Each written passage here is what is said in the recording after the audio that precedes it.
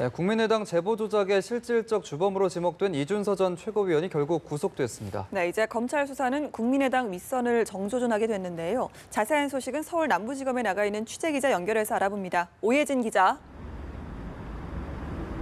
네, 서울 남부지검에 나와 있습니다. 이준서 전 국민의당 최고위원에 대한 구속영장이 발부된 것은 오늘 오전 1시 30분쯤입니다. 법원은 범죄 사실이 소명되고 증거인멸과 도주의 우려가 있다면서 영장 발부 이유를 설명했습니다. 다만 제보 조작을 도운 이유미 씨의 동생 이모 씨에 대한 구속영장 청구는 기각했습니다.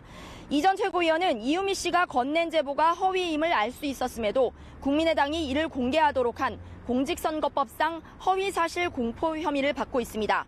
검찰에 따르면 이 전 최고위원은 대선이 보름도 채 남지 않은 4월 27일 이유미 씨로부터 문재인 대통령 아들 준용 씨의 미국 파슨스 디자인 스쿨 동료였던 사람을 알고 있다는 말을 들었습니다. 이후 이 전 최고위원은 이유미 씨에게 당 청년위원장 자리를 약속하며 특혜 채용 의혹을 뒷받침한 녹취록을 구해오라고 지시한 것으로 전해졌습니다. 이후에도 이유미 씨를 종용해 허위 카카오톡 대화 캡처 화면과 육성 대화 파일을 받아내 국민의당에 넘긴 것으로 드러났습니다.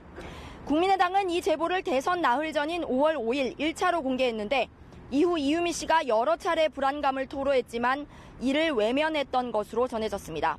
아울러 더불어민주당 측에서도 반박을 제기했지만 이를 뒤집을 만한 특별한 근거도 없이 5월 7일 국민의당이 2차 공개를 하도록 내버려둔 혐의입니다. 네, 이준서 전 최고위원 구속으로 앞으로 검찰 수사도 탄력을 받을 것 같은데 전망 어떻습니까? 네, 이번 사건의 핵심은 검찰이 이 제보 조작 사건에서 국민의당 윗선까지 어느 정도까지 연결돼 있느냐를 밝히는 데 있습니다. 이에 따라 이준서 전 최고위원은 이 윗선의 끝단에 위치한 인물로 지목이 됐는데요. 이준서 전 최고위원에 대한 구속은 검찰 수사가 국민의당 윗선을 정조준하는 신호탄으로 볼 수 있습니다. 검찰은 우선 오늘 오후 2시 이유미 씨와 이 전 최고위원을 다시 소환합니다.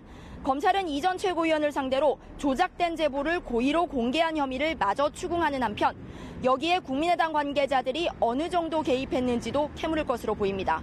검찰은 이와 관련해 이번 주 중 공명선거 추진단 수석부단장이었던 김성호 전 의원과 부단장을 맡은 김인호 변호사도 재소환합니다. 김 전 의원, 김 변호사는 이용주 의원, 이 의원 보좌관과 함께 제보 내용을 사전 검증한 것으로 전해졌는데요.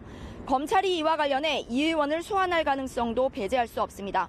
검찰은 앞서 이 의원 보좌관을 지난 6일 참고인 신분으로 불러 조사했습니다. 지금까지 서울 남부지검에서 전해드렸습니다.